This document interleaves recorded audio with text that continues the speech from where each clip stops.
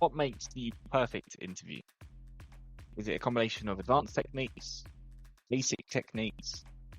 When we talk about techniques, what even constitutes as a quote unquote technique? Speaking with the team leader of talent acquisition with the team at ShiftMove, Milos, we break down a topic that's extremely important and one that he's personally passionate about, and that is the craft of interviewing, more specifically from the perspective of talent acquisition. So here's what we've got coming up for you over the next half hour. I think giving a good introduction is really important because, as I said, you're the glue. So make sure that the person is getting properly onboarded. So preparing your questions, but not sticking maybe too rigidly to them, and maybe in advance thinking about some of the segues, like looking at the conversation that you want to have today, and looking at the things that you need to assess and to cover. How can I make this conversation fluid? How can I make it a little bit more organic? What are the possible segues? It's no way that you can predict everything, and that's the beauty of it. People who are not open to a dialogue. If you're not open to a dialogue, then it's game over. I can just come here and I can ask you questions, and I'm expecting you to confirm what I said and to say what I want to hear. But if I'm not in the first place open to have a dialogue with you, then yes, I need to work on that, or I need to do something else. After nearly, it'll be about 40-ish episodes. Milos is the second person to talk about interviewing and the first person to talk about perspective of talent acquisition. It is such a critical perspective. We do interviews every single day. This episode is impacting every single person who listens to this podcast without a shadow of a doubt. Grab your notepad, grab your pen, your notes section ready on your phone, whatever it is. There's a lot to take away from Milos's conversation, and a lot that I hope is going to help improve every single one of you just a little bit better. But thank you as always for tuning in, and enjoy the episode. Welcome to Tea Time with Talent Acquisition, the podcast aimed at fostering knowledge and sharing stories within the vibrant talent acquisition community. I'm your host, Eden, and for the next hour or so, I'm going to be joined by an individual who has spent the best part of 8 years interviewing and hiring in a variety of companies across a number of positions. Having worked as both a solo recruiter and a team member, he's enjoyed the best of both worlds the Berlin startup scene has to offer, and taking all that he's learned, he now oversees the recruitment of all business units across Germany, Italy, Poland, and Switzerland, handling end-to-end support and spearheading future hiring plans of his respective company. Tackling the topic of what crafts the perfect or successful interview, shall we say, he's going to share with us what truly makes an interview stand out, what makes it successful, the various techniques that we can deploy to get there, but also the blockers that we should be mindful of so we can either stop doing them today or be mindful to never start them in the future. So when you're ready, grab your favorite tea or coffee if you prefer, and join me in welcoming today's guest, talent acquisition team leader with the team at ShiftMove, Milos Boronia. So thank you so much for joining. Thank you, Eden. Thank you for the introduction. It's lovely to hear when somebody just gives you a resume and wraps up the last, 6-8 years of your experience. That is awesome. Thank you. It's nice when you've got quite an extensive career as well, because I can kind of bounce into different areas. But I love the topic we're going to go through because interviewing is, we all do it, right? It doesn't matter what level of TA you're at. You've got an interview at some point. So this is going to touch every single listener's ears, I'm sure. And hopefully a lot of people are going to be listening to you going, yeah, I agree. I do that today, and it's more of a reconfirming. But there's going to be some people who maybe might not want to admit it. I think there's going to be a lot of good value we can bring from you today. But before we get into it, I like to start the questions with something completely different, but it kind of segues it slightly. So from your perspective, Milos, what makes a high-performing talent acquisition team? Collaboration. That is the first thing that comes to my mind. It might sound a bit vague, but when you think about it, exchange of ideas between the people who are working on very different roles is super important. And just when somebody else gives you perspective on something that you were working on, that is super valuable. And I'm saying that because often, you get to work on a role and you're the only recruiter. That is your own Mm. kind of space in your silo, even sometimes, right? So being open to getting perspective is for me super important. And so that's what I'm really trying to also implement in my current team and all of the previous teams that I led, is that collaborative aspect. Um, Here's what I think, so saying goodbye to your ego and just hearing what other people think about what you're doing and how you're approaching it, and maybe getting some insights from them. Um, yeah, I would leave it at that. Hopefully, no, it's not so vague anymore. No. I love that point because I'll be honest with you. There was, I mean, not now, but when I first started my career, I really struggled with that. So when I first started, I had some quick success, shall we say, and as any at that point 19-year-old who had some success, I was sitting there thinking, practice, easy, it's easy. But now, obviously, going through different markets and especially the more I guess the last year to 2 years, I think that when you're in a downturn, as we have been, and our team now is obviously quite small, it's really intense working together. I find that having that different perspective just allows you to pull yourself out of the search a little bit, and you can then do a better opportunity or better search for your customer, your stakeholder, whatever. So I think 110% that is such a critical component of successful teams. Yeah, and as you said, it's not always really easy to do that because you have your own KPIs. You need to prove yourself, especially when you're younger, when you're just starting. There's so much passion, but there's also a bit of competition and et Mm. cetera. So yeah, I also remember these times. It wasn't always easy, but it's really important to have that on your mind and to work on that, and one day to get there, to have a team like that. So yeah, that also resonates with me in my beginnings for sure. So I won't lie, I was actually quite surprised you didn't mention interviewing, or the ability to interview, considering that's the topic you've shared with me. But going into it, right? So when we talk about interviewing, and you use the term, crafting an interview, and when we spoke about this before, you kept on saying successful interviews and being successful there. Um, so how can we determine whether or not an interview is actually truly successful? This is how I think about it, and the reason maybe why I wanted to talk about it in the first place is because I didn't think we talk about it as often. We do it. That's what we are doing right now. We're having a dialogue, right? Such a mise en abîme, but we don't really think about it as often. So I think it's the most important and the most formative stage of someone's employment. So we are talking about a job interview. We're not talking about an interview that you're giving for media, right? Um, and in that sense, I think about the interviews that I had in the beginning when I started working for Avios, now Shift Move. And often, when things get messy, I'm really connecting it to these first moments. So, that was my formative time with my current company. And I'm always going back to that place. So for me, a successful interview, if you will, is, you know, being able to create that safe space in someone's cognitive map, and, that person coming back to that point and really connecting their entire employment and everything to that. So when you have like a good start, really good foundations, then you can Mm. build on top of that. And I'm not talking about like pampering people and telling God knows what and just saying, yeah, it's Yeah. all pretty amazing, but just having a really honest conversation with them, saying, this is what we can do, this is what we cannot do.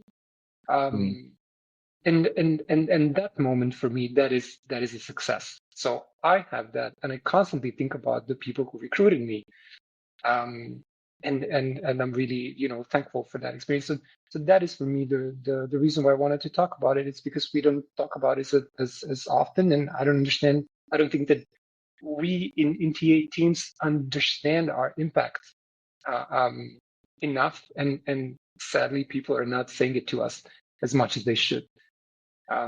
And I know it's a bit like, me saying this is the most formative time, going a bit out on a limb because this is what I do. And it can sound a bit braggy, but I really do think that from my own personal experience. So that's why it was important for me. Yeah, no, I think ultimately as well, coming back to the 2 points you said there, one about I don't think we realize enough the value or the impact that we're having. I think there are pockets of it, and I see it on social media where there's the same type of people.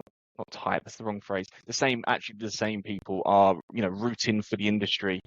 And I feel like they're kind of dragging a lot of people along with them. It's like followers, because they're like more influential people. But we need more people who believe that we are making the impact, because we are. I think someone said it to me the other week about we're the gatekeepers to companies. And it is true. Right? We have the power in our hand to say yes or no to even start a process or to even message somebody. That power is ridiculous to put into hands of very few people. Like if you take a look at all these organizations, Grammarly, Meta, Google, yes, hiring managers can help get people in, but the vast majority of people that enter those companies are through recruiters. Those companies wouldn't be built without recruiters. Exactly. I mean, we are the glue, not only at Exactly, that 100%. process, but later on, because what I'm trying also to shed light on with our teams, and we have these interview trainings, and we are, constantly talking about it. And I would say employment starts here, not when they sign the contract, not when they start, but when they start talking to any one of us. That's when your employment starts. So Someone yeah, used the phrase with me, sorry to inject. So someone used the phrase, and it really stuck with me. He views the interview process as day zero, and day one is obviously when he first starts.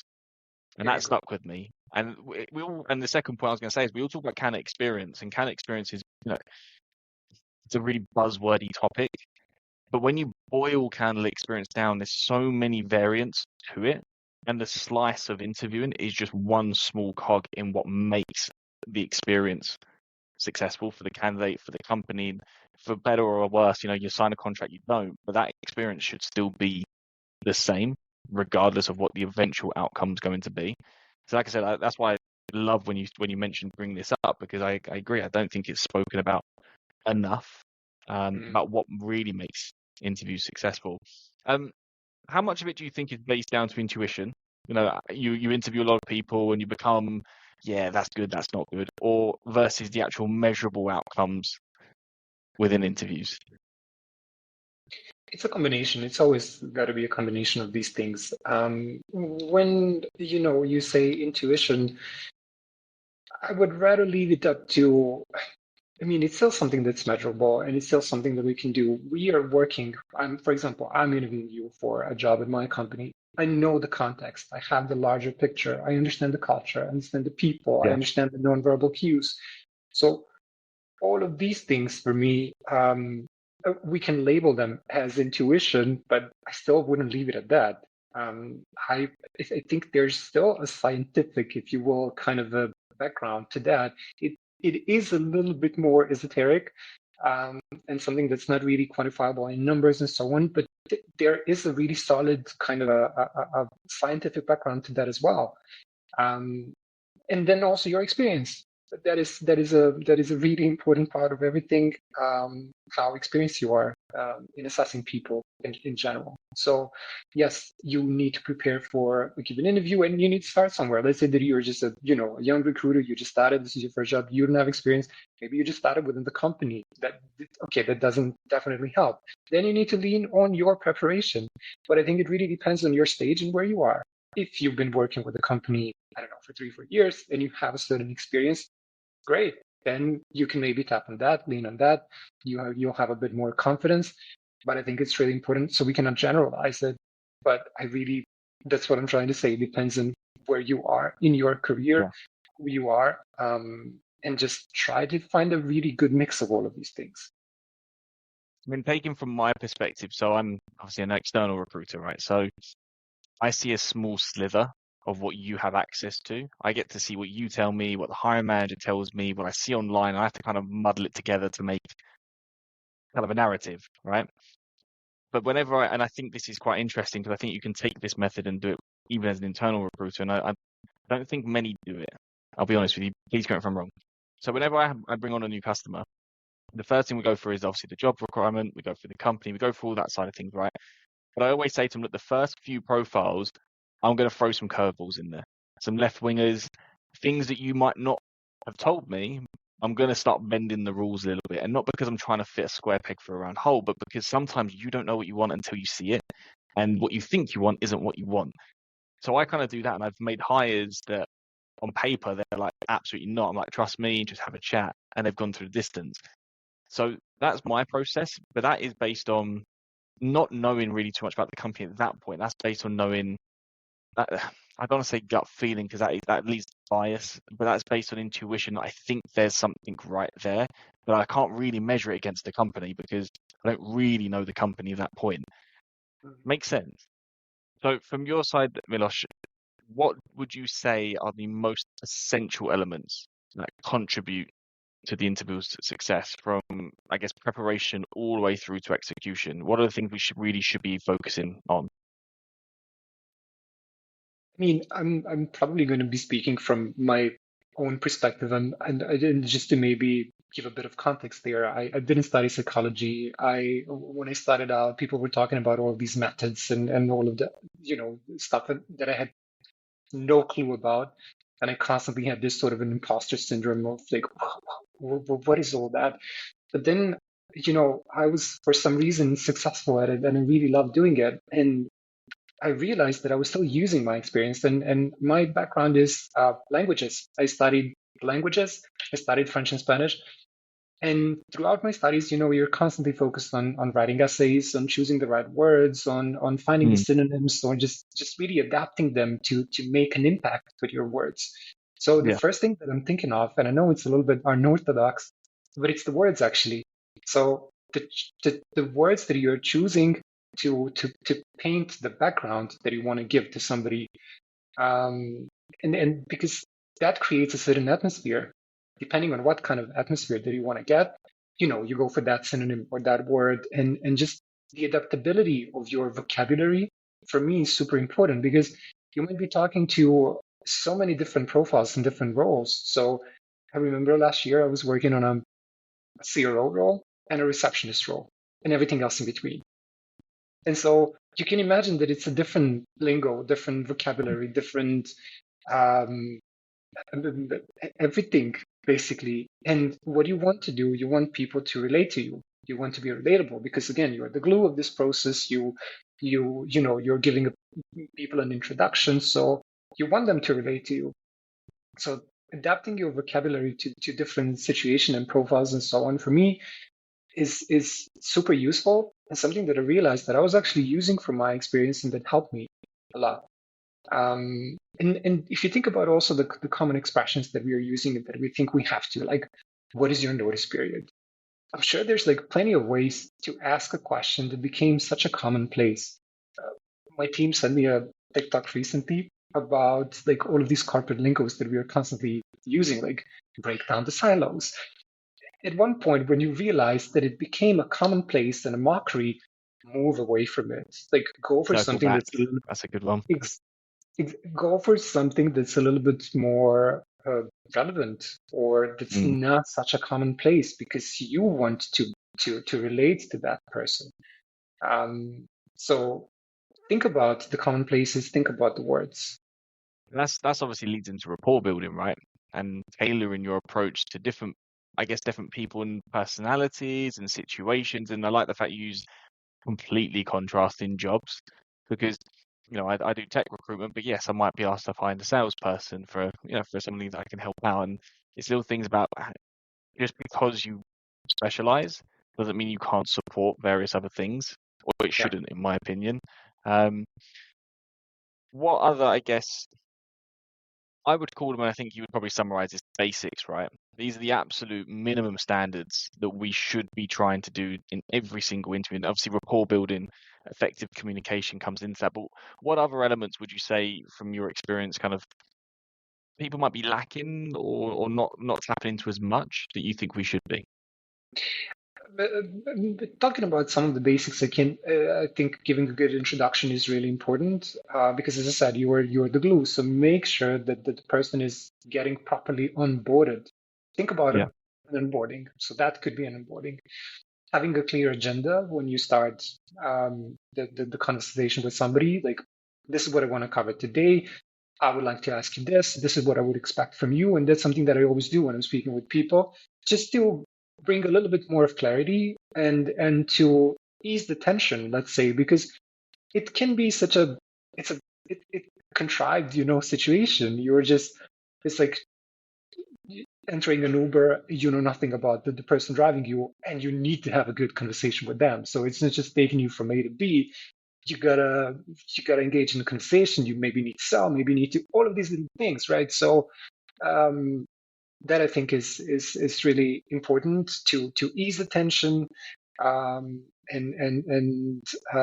thinking also about the basics. I think we mentioned the introduction preparation is important. So preparing your questions, but not sticking maybe too rigidly to them, and Mm. maybe in advance thinking about some of the segues, like looking at the conversation that you want to have today, and looking at the things that you need to assess and to cover. How can I make this conversation fluid? How can I make it a little bit more organic? What are the possible segues? It's no way that you can predict everything, and that's the beauty of it. And that's why it's also, problematic for so many people. But again, that's also the beauty of it, and that's why some people love it. It's because it's unpredictable, and you need to leave some space for it. But certainly, you can maybe predict how to make a better segue, just to make it more fluid. You want to have that flow, and I think having an authentic, organic conversation for me is super super important. Did I forget any of the things that you mentioned? I don't remember That I the. mentioned that you mentioned. No, no, no. I mean, there's a few things that I'd touch upon, and one of those elements is, I guess, having that flow, right? You have it's quite a checklist, right? We will have these are things I need to understand from this call, from my perspective as an interviewer. How can I then stay present in that interview without trying to think? And again, we've all fallen fault of this, I'm sure, without trying to understand what they're going to say, so I know what I'm going to say next. It's going to lead to this, it's going to lead to that, and you forget really important information, or you forget things that could yield the result a lot quicker. We're an on-site team. They want hybrid as a preference. Okay, well, there's your option. You know it's not going to work preference-wise. It could be a kind of pull the parachute at that sort of moment. So how can we do that? How can we upskill in that, shall we say? The first thing I think you should really, in order for you to be present, close all of the things that you have open, Stacks, the Mm. LinkedIn, people pinging you and so on. And right now, we're doing this. We're uploading a video. I'm looking at is it working? I can see you. Is the sound on? Is it good? So there's so many distractions. And at one point, I'm realizing, let it go. If it doesn't work, it doesn't work. Like you can do it, or you can, you know what I mean. But Yeah. I can tell you from, what we are doing at the moment, it is the same thing. There are always so many distractions. So just try to overcome them. Is it easy? No, it's not really easy, but you have to keep working on that. So I think that is super important. And you sometimes want to anticipate speaking about, the questions. So I ask you a question, you're answering it. I want to anticipate certain elements of it, but not too much. Again, finding a good balance and good measure. You say something, it triggers me, and I'm thinking, oh yeah, maybe I can ask you that. But okay, come back, come back, come back. Planet Earth, I need to be here. I need to be present.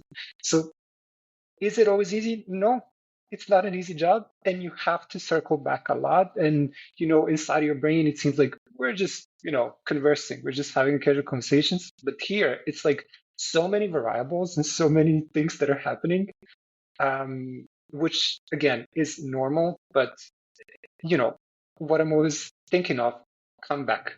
Come back. If you have another thought, it's fine. Don't feel stressed about it. It's perfectly normal that you have these distractions in your brain when you're speaking to anybody in your life. But just come back. Show respect to that person who is saying something. Mm. Um, just that. It's something that I also need to keep reminding myself of every day, even now. Yeah. The other point I was thinking as you were talking there about, moving it through a flow conversation. My colleague does this really well, and he always says to people, look, straight up, this isn't an interview, it's a discussion. There's an Yes. opportunity. Let's just forget the opportunity for a second. Let's just talk about you. And if it matches, we'll talk about the company. If it matches, we go further forward. And it's having that really open, honest dialogue. You said at the beginning, obviously being honest quite early on.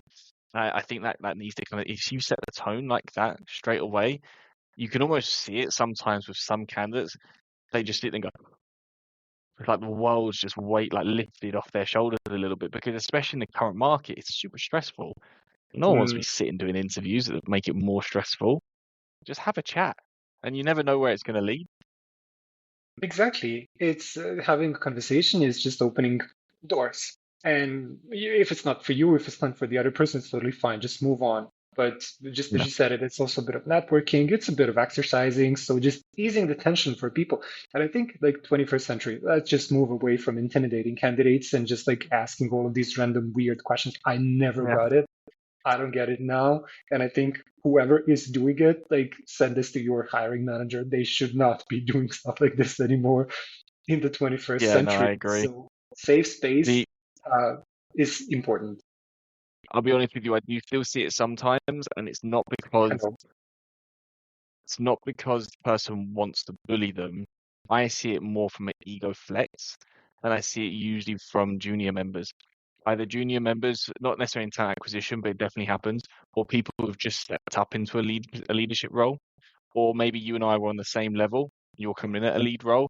I'm trying to flex my knowledge to you, so I'm going to put questions that I know really well to you, and then it happens so much more than you think. So, I mean, again, from the technical perspective, that's where I'm coming from. It happens way more than I'd like it to, and that's just ego. It's just pure what it Exactly. is. It's ego, which is Yeah, frustrating. But that also kind of comes into emotional nuances, I guess, because they can play a role. I mean, at least I think. But tell me if I'm wrong from your perspective. But how can we train ourselves to actually notice the emotional nuances in ourselves, because that's the part that's making the decision about this individual. And when I'm talking about emotional nuances, just to kind of throw a couple at you, just to set what I've seen is, we've had conflict around the world, and somebody who's interviewing somebody else has allowed that to seep into that process. The company could have potentially lost out on someone who's fantastic over something that has something to do with people outside of the working environment, right? Again, mm, I understand the situation. Same thing with, I guess, gender, from anything that kind of comes into that. There's all these feelings of ourselves that I've seen people allow it to bleed out into an interview process, and people have lost out because of it. So that's the question: is how do we train ourselves to notice this and to not let it take over? it's the holy grail. Do therapy, a lot of therapy. It's healthy. I did it, a lot of it. It's good for you. Coaching, it helps, Uh, but these things aside, that are of course healthy for all of us. I think when we were talking about the ego and just the kind of wanting to prove yourself and wanting to be on top of everything, um, yeah, it is important not to have that kind of overbearing presence in a discussion with somebody, because it's a dialogue and you just Yeah, want to converse. And uh, there is something, when I mentioned the Uber example, it got me thinking also about when I was in a car with a friend of mine, and it's so funny because being in a car with somebody is a secluded space, right? So you are kind of, there's only the two of you, and it's a secluded space, and you can feel everyone's energy. You don't need to say anything, but you just feel it. And I remember that my friend told me, like, I feel so much pressure now because I feel like you're looking at me, and I feel like I could make a tiny little mistake now because I just feel it. I feel like the tension. And I was like, no, what are you? I'm just sitting here, like chilling. yeah. I What don't. tension? That's What are you talking perception. about? I'm the coolest person in the world, you know. And then it got me thinking, not immediately, but like a few years after, I was constantly mulling it over in my head and thinking, like, why would he said that? I just, wow, whatever. And then I realized that yes, I was OCDing about everything. I was looking and judging. And the reason behind it is because I was nervous. I didn't want to get into a car crash. I didn't want to get killed, I was nervous. I didn't want to be in the car. But that's the thing. If you decide to be in that car with that person, you need to give away your power, because that's a Mm. decision that you make, and you need to leave everything, your dominant side, your ego, whatever you want to call it. You need to leave it aside. The only other thing that you can do is not be there. If you want to be there, then you need to do it that way. And it took me years to kind of understand that. And I think recently, yes, and it's only because recently somebody told me that like they feel really, you know relaxed being, with me being their shotgun. Be somebody's shotgun. That's how you can practice this. Um, and I felt that was the one of the best compliments that somebody gave me. And I'm like, the years of work on myself, and talking It's about coming my back. ego. Yeah, yeah, yeah. And that got me thinking about that example. And only then I realized, and I was like, aha, that was really the aha moment for me. So it's everywhere. It's in, your discussions with your partner, with your family, with your friends. You need to detect and label these things. um, I don't sadly have a golden formula for it. You just have to come to that realization. Um, but look for it. That's at least what I can tell you. Yeah. I like that point because I think this is also quite an interesting conversation in the sense of if you're somebody that's listening and simply do not like interviewing people, then you're in the wrong job because it's such a critical part of our job. And it's little things like that. I think these discussions are not just about trying to upskill people, but also getting people to realize this isn't for them or it is for them. And I love interviewing people, hence why I do it for a living. And ironically, now do it for a podcast as well. Like, I love learning about people. I love finding things out. And that is just, for me, it's just all what all this is about. And if it leads to jobs, it leads to jobs. If it doesn't, then it leads to some really good takeaways for everybody. And that's why I like that side of things. But if you don't enjoy that and you feel nervous and you don't you're not willing to work on the things that say put my ego to one side, put my emotional drivers to one side for the betterment of a company, then it's never going to work. Yes, and I feel you, and I heard it so many times from people like, I just want to get out of the interviews. I just want to get out of these calls.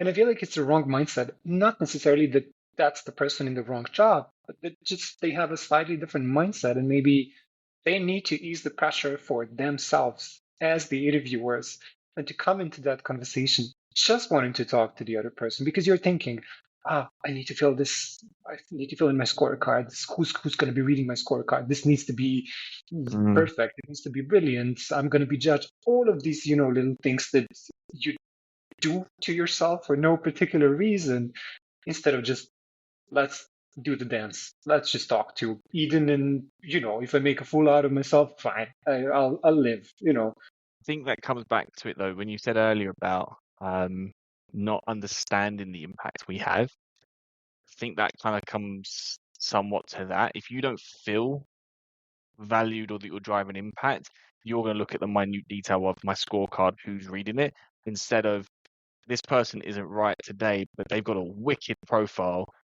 could be right for such and such team in 6 months' time. That's where I'll be sitting there. And again, I think that also comes back with experience to sit there and feel comfortable going back to your manager or to your high managers and saying, look, you've only got one profile for me this week.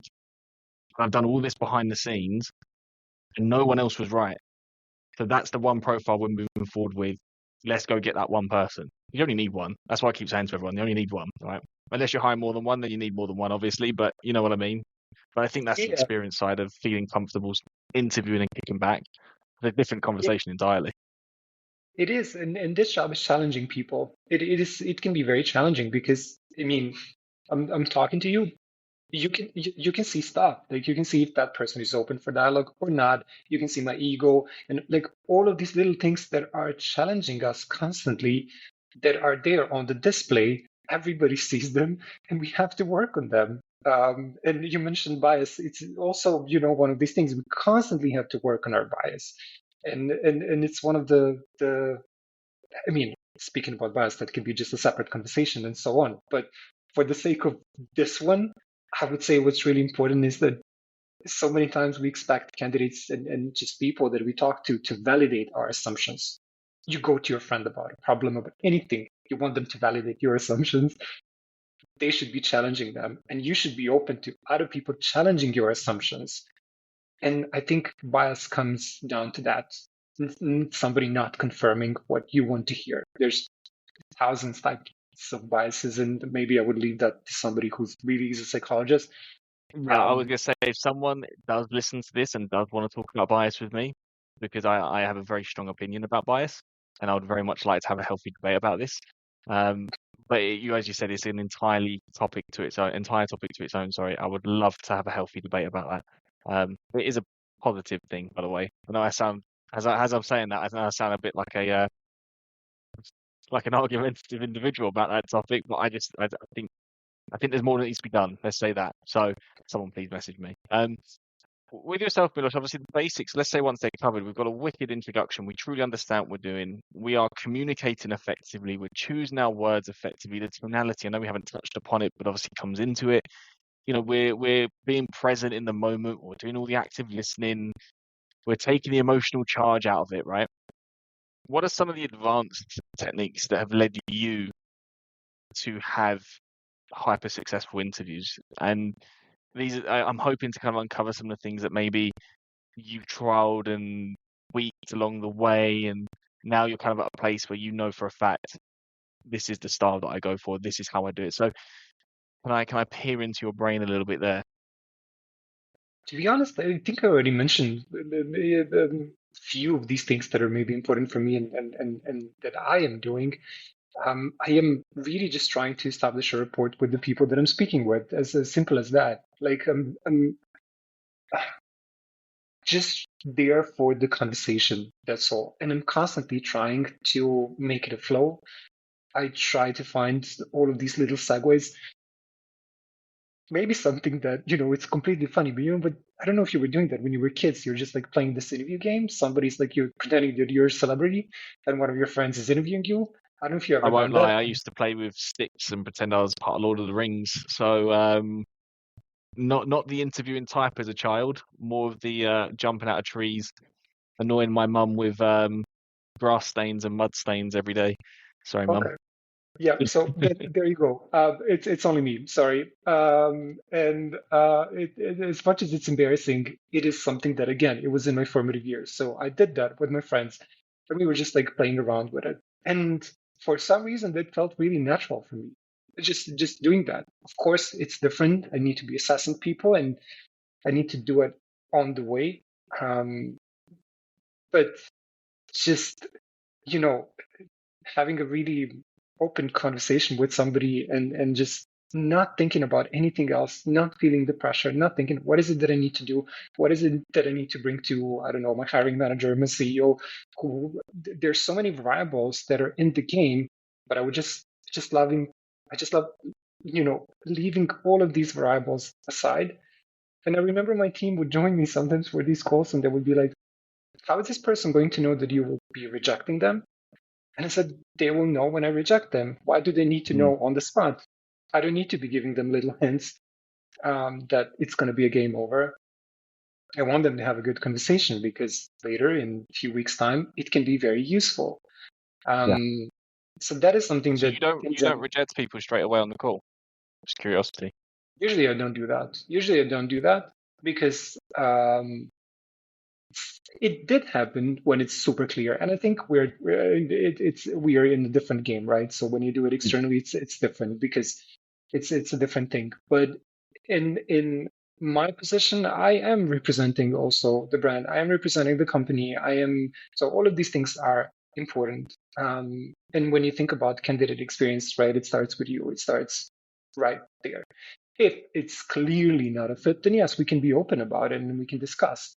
Um, but giving people that good experience, um, for me was always like something that that always paid off. It was always good. I never had any negative reaction based on that. Nobody complaining, and et cetera, et cetera. So a good, organic, authentic conversation, even though you won't share the feedback immediately, but maybe speak to them later. Mm. Um, for me was always the golden rule. The question of advanced techniques, I won't lie, I did kind of want to trip you over a little bit. I wanted to see if there was a golden piece of Milos information that we could have, but I prefer your answer because there doesn't need to be advanced technique. I think the further you go in a career, the further you go in anything, everyone's looking for like, what's that one piece of advice that just, unlocks this treasure trove of information, but it's not. And we talk about it all the time. It's back to basics. Well, there's fundamental basics to everything.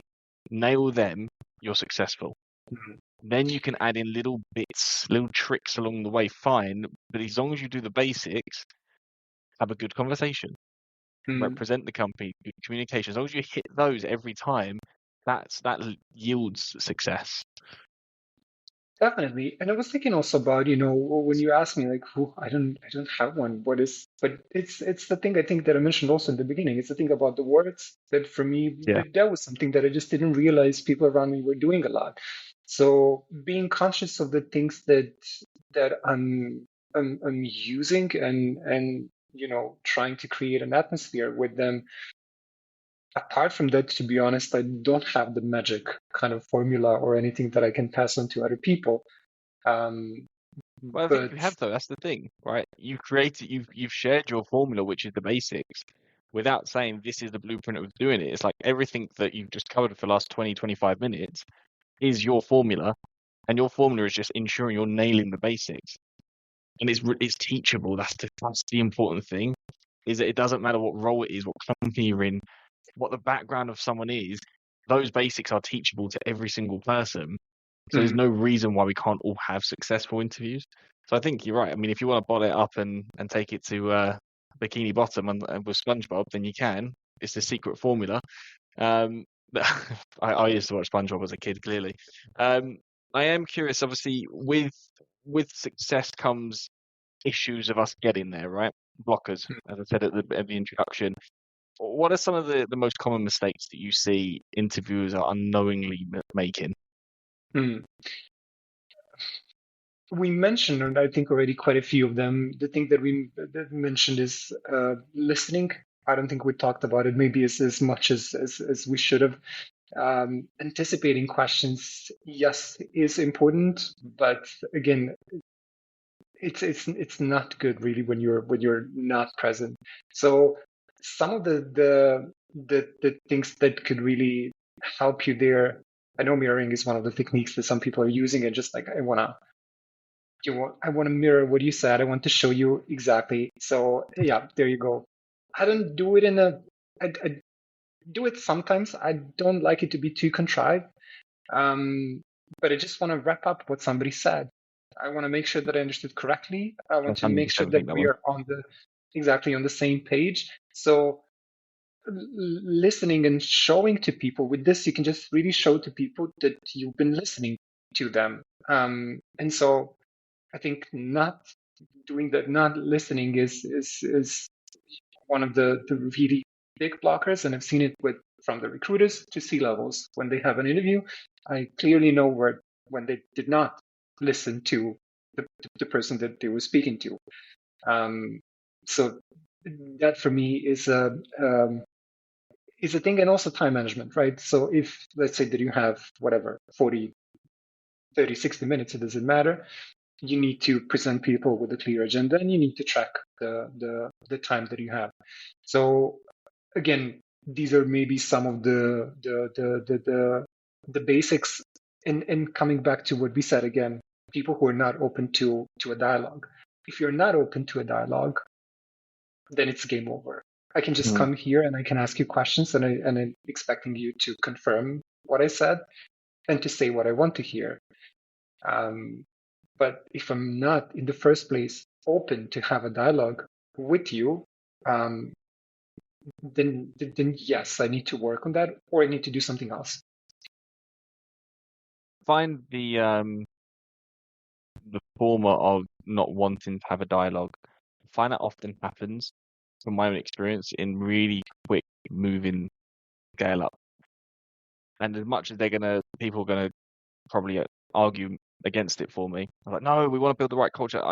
I disagree. I've seen it time again where you've got a target of 30 PHP developers, and I see like just talent teams just cycling through job after advert after advert after advert just to get through the numbers. And it's not the TA's fault in that Mm, instance. It's because the targets are so high, the team isn't supported enough, and you just have to get bums on seats. And I've seen it, and Berlin was awful for it for years and years and years. And that's why Berlin has now been hit so hard with layoffs, because these companies have just exploded with people that weren't needed in the first place because of ego from the uppers that be.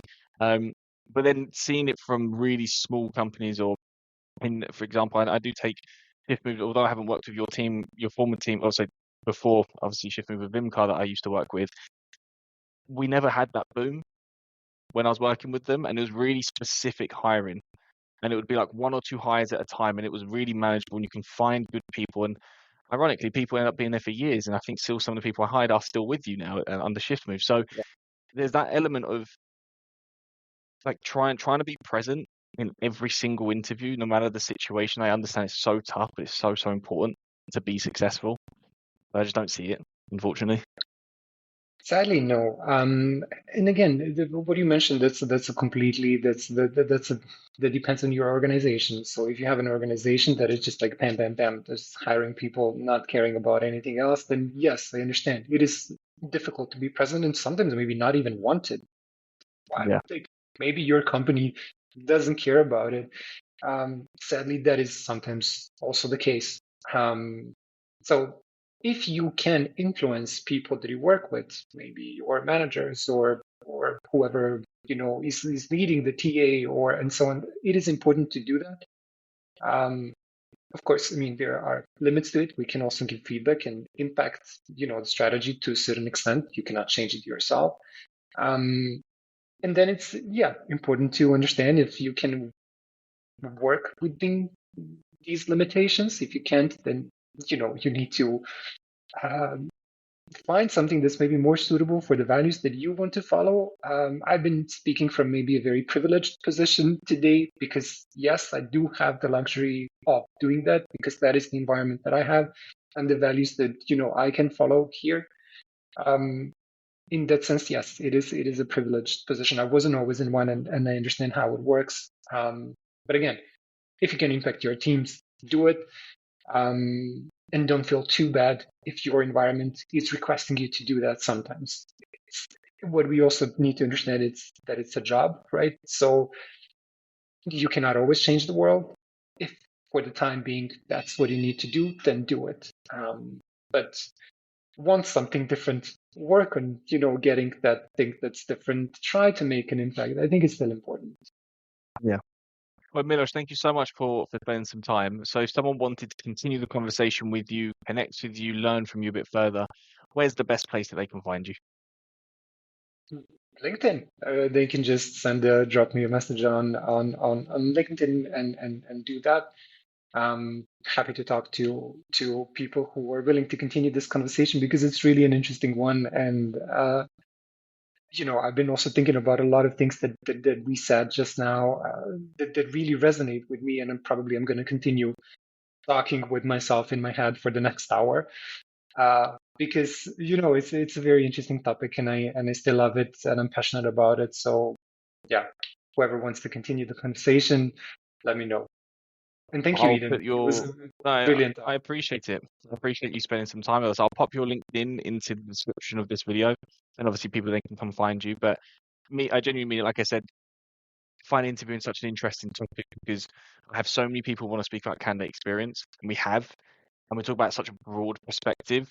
But I've only had 2 people talk about interviewing, and we've had one speak about training hiring managers, and you're the only person who's spoken about interviewing from the perspective of talent teams.